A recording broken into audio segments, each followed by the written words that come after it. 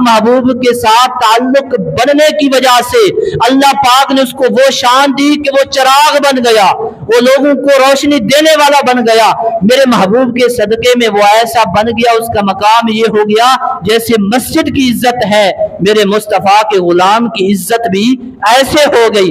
और फरमाया मेरे महबूब के दर पर वो आ गए, हजरत उस्मान, हजरत अली, ये चारों खुलफा मेरे महबूब के गुलाम बन गए। तो मेरे मुस्तफ़ा ने इनको मस्जिद और मेहराब का, मिंबर का मालिक बना दिया।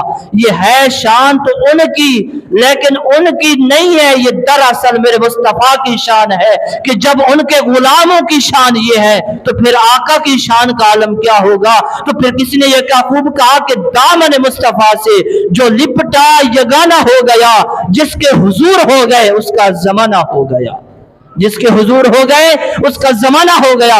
जो मेरे महबूब का गुलाम हो गया वो इस दुनिया कायनात का बाद